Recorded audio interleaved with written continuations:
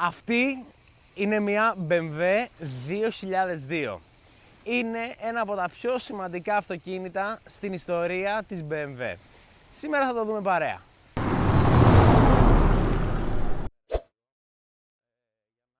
Αν θεωρείς ότι έχεις κάποιο αυτοκίνητο το οποίο δεν είναι συνηθισμένο, το οποίο έχει κάτι το ιδιαίτερο, στείλε μου ένα mail εδώ, προκειμένου να συνοηθούμε, να το κάνουμε βίντεο για να το δει ο κόσμος στο YouTube. Πάμε τώρα να δούμε την ιστορία του 2002. Ας κάνουμε μια μικρή ιστορική αναδρομή στην BMW προτού βγάλει τη σειρά 02. Η BMW μετά το πέρας του Δευτέρου Παγκοσμίου Πολέμου βρέθηκε να έχει κατεστραμμένα εργοστάσια, όμως με τις προσπάθειες των υπαλλήλων της κατάφεραν να τα ξαναχτίσουν και να αρχίσουν σιγά σιγά να βγάζουν αυτοκίνητα.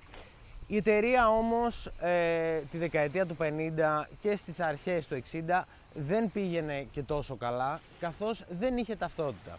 Έβγαζε ακριβά, βαριά αυτοκίνητα για πιο εύπορους ανθρώπους και από την άλλη έβγαζε πιο μικρά αυτοκίνητα, τα οποία όμως δεν έδιναν κάτι στην ταυτότητα της μάρκας. Το 1962 η BMW βγάζει την Neue Klasse. Η Neue Klasse ήταν ένα σεντάν το οποίο στόχευε σε ένα ευρύ κοινό. Το αυτοκίνητο είχε σπορ χαρακτηριστικά, γεγονός το οποίο έδωσε μια αρχή στην εταιρική ταυτότητα αυτή της BMW της απόλαυσης οδήγησης. Η BMW λοιπόν, βλέποντας τη σχετική επιτυχία που έκανε η Neue Klasse, αποφάσισε να το πάει ένα βήμα παρακάτω και να βγάλει αυτό εδώ το αυτοκίνητο, τη σειρά 2. Η σειρά 2 ήταν ένα αρκετά παρόμοιο αυτοκίνητο με την Neue Klasse, όμως ήταν λίγο μικρότερο και ήταν περισσότερο εστιασμένο στη σπορ οδήγηση. Αυτό όμως που πρέπει φυσικά να πω και βασικότερο απ' όλα είναι ότι η σειρά 02, όπως λέει και το όνομα, είχε δύο πόρτες. Ο σχεδιαστής της σειράς 02 ήταν ο Wilhelm Hofmeister. Ο Wilhelm Hofmeister με το σχεδιασμό που βλέπετε εδώ πέρα επέλεξε να βάλει πάρα πολύ όμορφες καμπύλες στο αυτοκίνητο αυτό, κρατώντας μια ορθογωνική σιλουέτα. Το μοντέλο που έχουμε εδώ πέρα είναι ένα αυτοκίνητο πρωτοποριακό για την εποχή του, όχι τόσο μόνο για την τεχνολογία που είχε, όσο και για αυτά που πρόσφερε σε σχέση με την τιμή του. Το αυτοκίνητο αυτό δεν ήταν προφανώς ένα φθηνό αυτοκίνητο, ωστόσο σε σχέση με τα υπόλοιπα αυτοκίνητα αυτού του επίπεδου που έβγαζε η BMW, ήταν αρκετά φθηνότερο και πιο προσβάσιμο.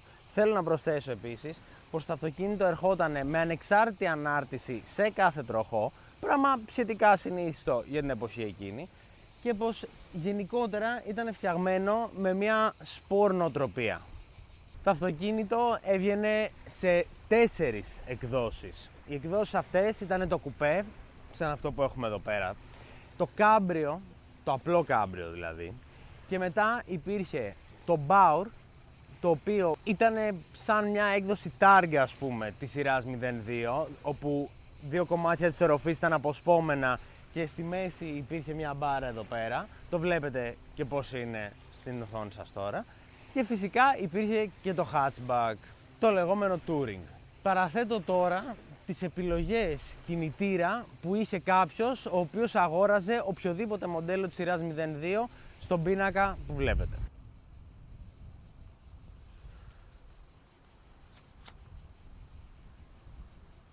Η παραγωγή του συγκεκριμένου αυτοκινήτου γινόταν στο εργοστάσιο της BMW στο Μόναχο. Το συγκεκριμένο εργοστάσιο ακόμα μέχρι και σήμερα υπάρχει και παράγει τη σειρά 3. Η πιο ριζοσπαστική έκδοση της BMW σειράς 02 ήταν η BMW 2002 Turbo. Η BMW 2002 Turbo είχε ένα δίλητρο κινητήρα, ο οποίος φυσικά, όπως λέει και το όνομα, είχε turbo. Ήταν 170 άλογα. Φτιάχτηκαν λίγα αυτοκίνητα, λίγο λιγότερα από 2.000 αυτοκίνητα, για να είμαστε λίγο πιο ακριβείς. Το αυτοκίνητο αυτό είχε πραγματικά επιδόσεις κοντά στα supercars της εποχής, σε μια πάλι αρκετά προσιτή τιμή σε σχέση με αυτά που προσέφερε. Ωστόσο, το αυτοκίνητο αυτό ήταν τόσο γρήγορο, τόσο βίαιο σε εισαγωγικά, που οι ίδιοι μηχανικοί της BMW άρχισαν να φοβούνται να βάζουν turbo σε αυτοκίνητα και γι' αυτό αργήσαμε να δούμε και τόσα πολλά χρόνια να υπάρχουν turbo σε αυτοκίνητα της BMW. Κάτι ακόμη είναι το γεγονός ότι η BMW 2002 Turbo ήταν το πρώτο αυτοκίνητο παραγωγής με turbo στην Ευρώπη.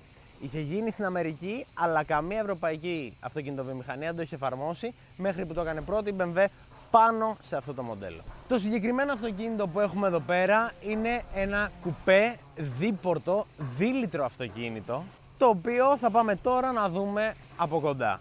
Εδώ πέρα βλέπουμε το μηχανοστάσιο της BMW 2002 που έχουμε εδώ πέρα. Φυσικά δεν θα μπορούσε να έχει άλλο κινητήρα από το γνωστό 010, τον τετρακύλινδρο με μονό κεντροφόρο επικεφαλής. Εδώ πέρα συνδεδεμένα βλέπουμε τα δύο Weber Carburetor 40, τα οποία έχουν δύο εισαγωγές, πανέμορφες εισαγωγές το καθένα. Και αυτό εδώ, το μαύρο κατσαρολάκι το οποίο βλέπετε, είναι το τεράστιο σερβό των φρένων. Πάμε τώρα να δούμε μερικά εξωτερικά και μετά εσωτερικά χαρακτηριστικά που έχει το συγκεκριμένο 2002. Εδώ πέρα βλέπετε δύο χαρακτηριστικά. Αρχικά τις πανέμορφες original BBS ζάντες, οι οποίες φοράνε ελαστικό Yokohama 185-60 Ρο 13. Παρατηρείτε το 13, η διάσταση της ζάντας δηλαδή, είναι σχετικά μικρή σε σχέση με την BMW την οποία έχουμε συνηθίσει σήμερα. Βέβαια αυτό ήταν κάτι αρκετά συνηθισμένο την εποχή εκείνη, τα αυτοκίνητα να έχουν προφανώς μικρότερες ζάντες. Εγώ θεωρώ όμως ότι αυτή η ζάντα του ταιριάζει απίστευτα, πραγματικά απίστευτα. Πάμε να δούμε ένα επόμενο χαρακτηριστικό, ασυνήθιστο κιόλας χαρακτηριστικό την εποχή εκείνη, το οποίο είναι ο καθρέφτης του συνοδηγού. Ο καθρέφτης του συνοδηγού την εποχή εκείνη θεωρούταν αρκετά μεγάλο έξτρα να το έχεις. Επίσης, θέλω να σας πω πως ο καθρέφτης του συνοδηγού έχει και ένα ελαφρύ φημέ. Η αεροτομή η οποία βλέπετε ακριβώς εδώ είναι η αεροτομή την οποία είχαν τα 2002 Turbo. Η αεροτομή αυτή σε συνδυασμό με αυτήν εδώ τη μαύρη γραμμή στο χρώμα του αυτοκινήτου δίνει ένα πάρα πολύ όμορφο δέσιμο ανάμεσα στο γκρι και το μαύρο. Εδώ πέρα βλέπετε την τάπα της βενζίνης του BMW 2002. Έχουμε ένα αυτοκίνητο του 1973, facelift έκδοση 2002. Τι σημαίνει αυτό? Σημαίνει πως εν αντιθέσει με την προ-facelift έκδοση, την οποία βλέπετε εδώ πέρα, τα πίσω φανάρια ήταν στρογγυλά. Εδώ πέρα έχουμε ένα κατάλοιπο, βλέπετε αυτό το ημικύκλιο. Το κατάλοιπο αυτό είναι από την πρώτη έκδοση, όπου η BMW προκειμένου να κρατήσει το φτερό εδώ πέρα, το καλούπι μάλλον για το φτερό εδώ πέρα ίδιο, άφησε αυτό το ημικύκλιο μέσα σε αυτόν τον ανακλαστήρα και μετά άλλαξε την πίσω ποδιά μόνο όμως εδώ πέρα και έβαλε τα φώτα που βλέπετε. Αυτά είναι μερικά εξωτερικά χαρακτηριστικά της BMW 2002. Πάμε τώρα να δούμε μερικά χαρακτηριστικά στο εσωτερικό του αυτοκίνητου. Κατευθείαν μπαίνοντας μέσα στο αυτοκίνητο βλέπουμε τα πανέμορφα Recaro Classic καθίσματα παρέα με τις απαραίτητες ζώνες 4 σημείων, οι οποίες πριν καν ξεκινήσει το αυτοκίνητο σε κάνουν να νιώθεις ότι είσαι ένα με το αυτοκίνητο. Βρισκόμαστε λοιπόν τώρα στο εσωτερικό του BMW 2002. Εδώ πέρα βλέπετε αυτό το πραγματικά μοναδικό τιμόνι της Momo, το πρωτοτύπο, το οποίο δείτε πραγματικά πόσο μοναδικό, πόσο όμορφο είναι και πόσο όμορφα δένει παρέα με όλο το υπόλοιπο setup του αυτοκινήτου. Η κόρνα φυσικά βρίσκεται εδώ. Εδώ πέρα βλέπετε το πανέμορφο καντράν του αυτοκινήτου. Στα αριστερά έχουμε το δείκτη της βενζίνης και το δείκτη θερμοκρασίας. Εδώ πέρα έχουμε ένα ταχύμετρο εποχής παρέα με χιλιομετρητή και trip παρακαλώ. Όπως επίσης έχουμε και το στροφόμετρο. Κάτι άξιο αναφοράς είναι πως το αυτοκίνητο έχει κόφτη στις 7.000 στροφές. Βλέπετε τον φυσικά επίσης πανέμορφο λευγέ ταχύτητων του αυτοκινήτου, ο οποίος όμως έχει ένα από τα πιο όμορφα χαρακτηριστικά που μπορεί να έχει ένας λευγές αυτοκινήτου ever. Παρατηρήστε. Όταν πάω να βάλω την πρώτη, πού θα πάει το χέρι μου? Εδώ πέρα είναι η πρώτη και εδώ είναι η δευτέρα. Αυτό είναι το λεγόμενο dogleg, το οποίο γινόταν προκειμένου σε αγωνιστικές περιστάσεις να μπορείς η αλλαγή η οποία γίνεται να γίνεται σε μία ευθεία. Εδώ πέρα βλέπετε τους δύο μοχλούς με τους οποίους ανοίγουν τα φώτα. Ένας και δύο. Ο πάνω μοχλός τον τραβάς προς τα έξω και τον περιστρέφεις και είναι και dimmer για τα φώτα του εσωτερικού φωτισμού. Η BMW 2002, θα παρατηρήσετε, δεν έχει κάπου αεραγωγούς εμφανώς. Για να πάρεις λοιπόν αέρα μέσα στο BMW 2002, περιστρέφεις αυτόν εδώ τον περιστροφικό λευγέ, προκειμένου να ανοίξει το φινιστρίνι αυτό και να έρθει αέρας. Επομένως, μόλις ανοίξει το φινιστρίνι και βάζουμε την πρώτη κάτω και φύγαμε για μια δοκιμή. Πάμε λοιπόν να οδηγήσουμε την BMW 2002 Ti. Το αυτοκίνητο αυτό είναι ένα από τα πιο ωραία στημένα αυτοκίνητα που έχω οδηγήσει ποτέ. Είναι ένα αυτοκίνητο του 1973, ωστόσο πέραν όλων των άλλων δεν τρίζει καθόλου, δεν κάνει θορύβους, το μόνο πράγμα που ακούς είναι το κινητήρα και ένα αεροδυναμικό σφύριγμα από το παράθυρο, αλλά αυτό είναι φυσιολογικό.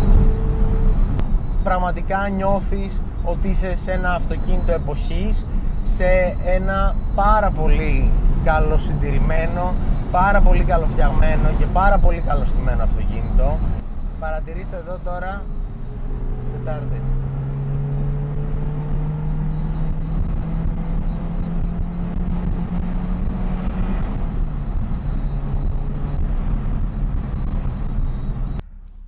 Πάμε να κάνουμε μια έτσι εκκίνηση σε εισαγωγικά.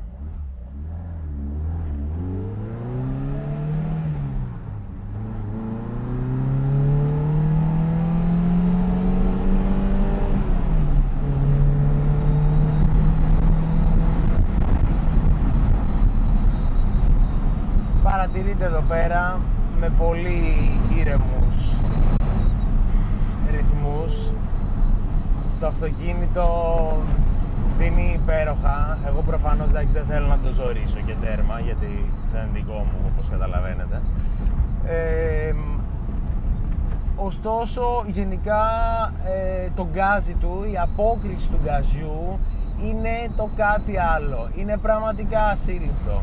Είσαι πραγματικά, θες γκάζι, το έχεις κατευθείαν.